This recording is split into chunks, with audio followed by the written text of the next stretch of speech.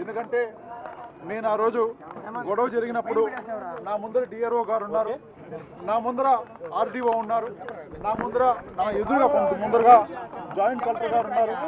Cell కూడా లోపలికి తీసుకోపోకూడదని చెప్పి కూడా వాళ్ళు చెప్పడం వల్ల సెల్లు కూడా నా పిఎల్కి ఇవ్వడం జరిగింది.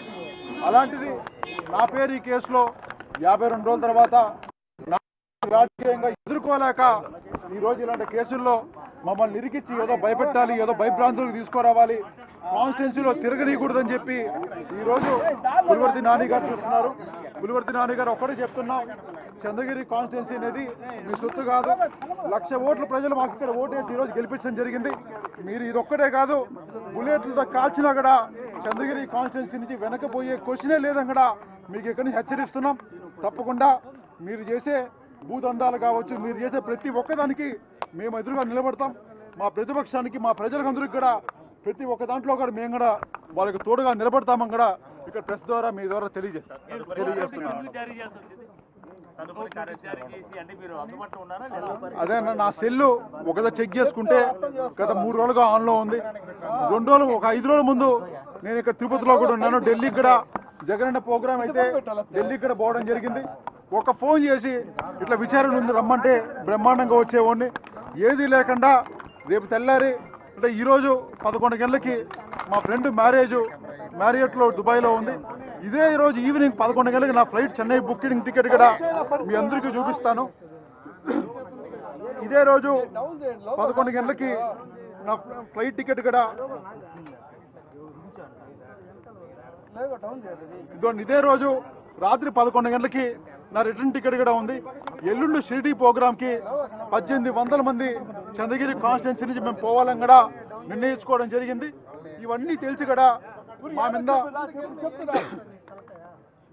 మా మీద ఈ విధంగా లుక్అవుట్ నోటీస్ ఇచ్చి ఏదో ఒక టెర్రరిస్ట్ లాగా, ఏదో ఒక హత్యలు చేసిన వాళ్ళలాగా ఆడ కూర్చోబెట్టి ఆడ నుంచి కర్ణాటక పోలీస్ స్టేషన్కి తీసుకొని పోయి ఆడ 2-3 గంటలు వాళ్ళు విచారణ చేసి అక్కడ రాత్రి 2 గంటలు 3 గంటలకి మా ఇక్కడ ఆంధ్ర పోలీసులు వచ్చి మమ్మల్ని తీసుకువచ్చి ఈరోజు 7 గంటలకు వచ్చి మీరు రావాలని చెప్పి ఇవాళ కామెడీ లాగా ఇది ఒకరిని ప్రజాప్రతినిధిగా ప్రజల కోసం ఇంతకాలం పనిచేసిన దానికి ఈ విధంగా వెండిటా పాలిటిక్స్ని వాళ్ళు తీసుకుందామని నిర్ణయించుకోవడం జరిగింది.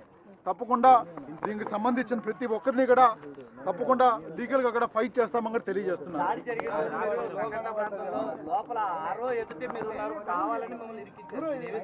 నా ముందర ఇప్పుడు చెప్తున్నాను మీడియా సమక్షంలో, నా ముందర ఆర్డీఓ గారు ఉన్నారు, నా ముందర మనకి ఆర్డీఓ గారు ఉన్నారు, జాయింట్ కలెక్టర్ కొంత ముందర ఎదురుగా ఉన్నారు. సెల్లులు తీసుకోపోకూడదంటే ఆ దూరంగానే నా పిఏకి నా సెల్లు ఇచ్చాను. నా ముందర అందరూ ఉండగా అప్పుడు ఎవరో పిల్లోడు ఏడో దారి జరిగిందని ఒక బోర్డు నాకు చెప్పడం జరిగింది. అలాంటిది నా పేరు డైరెక్ట్గా ఈరోజు పెట్టారంటే వాళ్ళు ఇంతకన్నా హాస్యాస్పదం లేదు. ఈ విధంగా అయితే ఎవరిని ఏ కేసులో అయినా ఎప్పుడైనా ఎదిగించవచ్చు. ఈ విధంగా ప్రజాస్వామ్యంలో ఇంత ఘోరంగా చేస్తారని నేనైతే భావించలేదు. కానీ ఒక్కరు మాత్రం చెప్తున్నాను, నాన్నగారు పోరాటాలు చిన్నప్పటి చూసి పెరిగిన వాళ్ళం. తప్పకుండా నాన్నగారిని ఇన్స్పిరేషన్గా తీసుకుంటాం. ఇన్ని రోజులు అనుకున్నాము వాళ్ళకి అధికారం ఇప్పుడే వచ్చింది, మనం డిస్టర్బ్ చేయకూడదు, వాళ్ళు పరిపాలన కొన్ని రోజులు చేయాలి, వాళ్ళు చేసిన తర్వాత మనం తప్పకుండా దాంట్లో తప్పులు ఉంటే మనం సర్దిద్దేలాగా మనం ప్రయత్నం చేద్దాం అనుకున్నాం. కానీ ఈ విధంగా రోజు ఒక క్యాడర్ను కొట్టడము, రోజు ఇల్లు ధ్వంసం చేయడం. పాపం ఈరోజు చెప్తున్నా అత్యంత సన్నిహితుడు ప్రవీణ్ అన్న వాళ్ళ డాబా పూర్తిగా జేసీబీలు పెట్టి కూల్చేయడం జరిగింది, కపిల్ అని చెప్పి కొట్టడం జరిగింది. ప్రతి ఊర్లోనూ ఈరోజు దాడులు చేయడం జరుగుతూ ఉంది. మా తిరుపతి రూరల్లో నుంచి మొత్తం 6 మండలాల్లో 20 నుంచి ప్రతి మండలంలో కనీసం అంటే ఒక 5 నుంచి 10 మంది వరకు సుమారు 100 మందిని ఈరోజు దాడి చేసి పులివర్తి నాని గారు కూడా చెప్పడం జరిగింది, మేము రాజకీయ సమాధి చేస్తామని చెప్పి. మీరు నిజంగా సమాధి చేయాలంటే మమ్మల్ని సమాధి చేయాలి, కానీ రాజకీయంగా సమాధి చేయలేరు. మేము ఉన్నంతకాలం అయితే ప్రజల కోసం పోరాడతాం, ప్రజల పక్షాన పోరాడతాం. మీరు ఇందే కాదు, బుల్లెట్లతో కాల్చినా కూడా వెనక్కి తీరే క్వశ్చనే లేదు. ఎంత దూరమైనా దీనికోసం పోవడానికి సిద్ధంగా ఉన్నాం. ఇదొక్కటే కాదు, ఇంకొక 100 కేసులు పెట్టినా కూడా, ఇది మొదటి కేసు నాకు, దీని నుంచి ఇంకో 100 కేసులు పెట్టినా కూడా 5 ఏళ్ళు పోరాటానికి సిద్ధపడతాం. కానీ ఏ రోజు మీకు కాంప్రమైజ్ అయ్యేది లేకపోతే మీతో పోయేది నాకు మీలాంటి విధానాలు మా నాన్న నేర్పించలేదు. మా నాన్న నేర్పించింది అవసరమైతే పోరాటం చేయాలని చెప్పి అదే బాట నడుస్తామని కూడా మీ అందరికీ తెలియజేస్తున్నాను. 41C ఇచ్చి ఇప్పుడు పిలిస్తే అప్పుడు రావాలి అని చెప్పి ఇప్పుడు చెప్పడం జరిగింది. 41C ఇవ్వడానికి లుక్అవుట్ నోటీసులు ఒక టెర్రరిస్ట్కి ఇచ్చినట్టు ఇచ్చేదానికి ఇది ఎక్కడ న్యాయమా అని చెప్పి మీరు కూడా ఒకసారి పెద్దలందరూ ఆలోచించాలి. ఎందుకంటే ఒక 41C నిజంగా మీరు ఇవ్వాలంటే ఒక ఫోన్ చేసిన రమ్మంటే నేను బ్రహ్మాండంగా తీసుకునేవాడిని.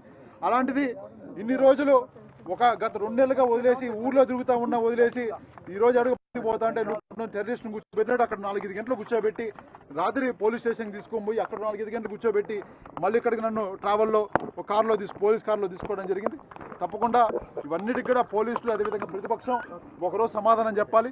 ఈరోజు మా మీద కేసులు పెడుతున్నారు. రేపు ఇదే కంటిన్యూ అయితే మేము ఫాలో అవ్వలేదు. ఇలాంటి పద్ధతి నేర్పించడంలో మీరే దీనికి మొట్టమొదటి అడుగుగడ వేస్తున్నాం మీ ద్వారా తెలియజేస్తున్నారు.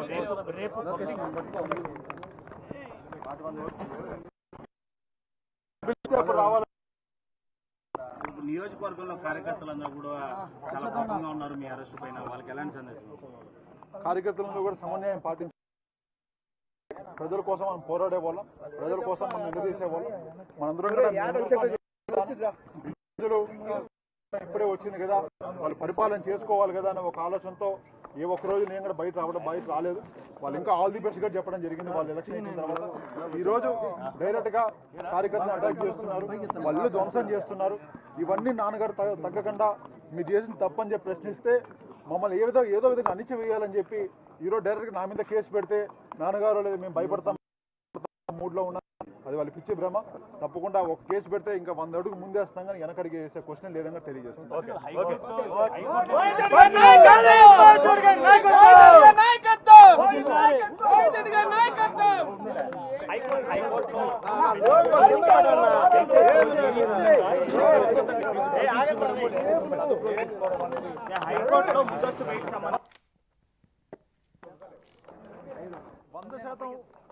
ఈ కేసులో నాకు సంబంధం ఉందంటే వాళ్ళు ఏం శిక్ష చేసినా రెడీగా ఉన్నాను.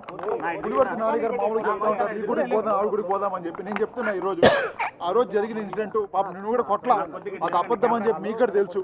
మీకు స్విమ్స్ రిపోర్ట్లో స్విమ్స్ అనేది సాక్షాతం భగవంతుడు ఆధునంలో ఉండే ఒక సంస్థ. అలాంటి సంస్థలో మీకు ఒక చిన్న గాయం జరగలేదు, కార్ను మాత్రం కొట్టారని చెప్పి ఆ రోజు చెప్పడం జరిగింది. అలాంటిప్పుడు మీరు ఈరోజు ఈ విధంగా నన్ను ఏదో హత్యాయుతం చేసి ఇంకోటి చేశారని చెప్పి తప్పుడు కేసులు పెట్టి క్యాటన్ అంతా ఒక కేసు ద్వారా భయపెట్టాలనుకుంటున్నారు. తప్పకుండా కుదరదు. రెండోది, ఇలాంటి కేసుల్లో ఏ మాత్రం సంబంధం ఉన్నా ఏ గుడికైనా మామూలు గుడి చెప్తా ఉంటారు. నేను చెప్తున్నా కాణిపాకం ప్రతి గుడి మేము దేవుణ్ణి నమ్మే వాళ్ళం, మేము కూడా భక్తులం. తప్పకుండా ఏ గుడికైనా సరే ఈ గుడి కాదు ఆ గుడి కాదు ఏ గుడికైనా సరే నేను ప్రమాణం చేయడానికి సిద్ధంగా ఉన్నా. ఆ రోజు మీ కార్ని కొట్టిన దాంట్లో నాకు సంబంధం ఉందని మీరు ప్రూవ్ చేస్తే దేనికైనా సిద్ధం, ఏ గుడికైనా ప్రమాణం చేయడానికి సిద్ధంగా ఉన్నా. తప్పకుండా మీరు కూడా మీకు నిజంగా చిత్తశుద్ధి ఉండి మీరు చెప్పే ప్రెస్లో మీరు మాట్లాడే నిజమైతే మీరు కూడా మీకు ధైర్యం దమ్ముంటే గుడికి రాండి, మేము కూడా ప్రమాణం చేస్తాం. ఆ రోజు మీకు తెలిసిపోతుంది, మాకు తెలుస్తుంది మేము తప్పు చేసామా లేదా అని.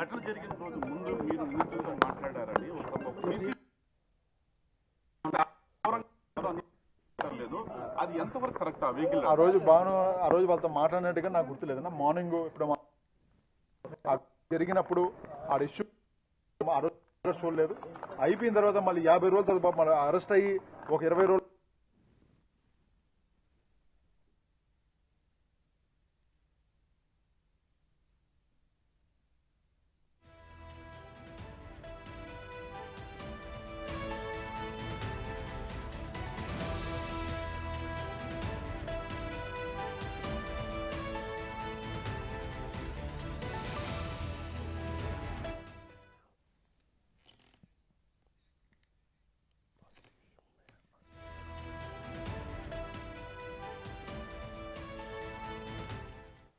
బులెటిన్లో మనం బ్రేకింగ్ న్యూస్ చూస్తున్నాం. తుడా మాజీ చైర్మన్ చెవిరెడ్డి మోహిత్ రెడ్డిని పోలీసులు వదిలేశారు.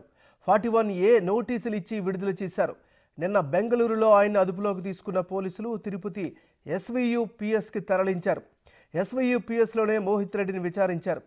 తన కొడుకు అరెస్టును నిరసిస్తూ SVUPS ముందు చెవిరెడ్డి భాస్కర్ రెడ్డి బైఠాయించారు.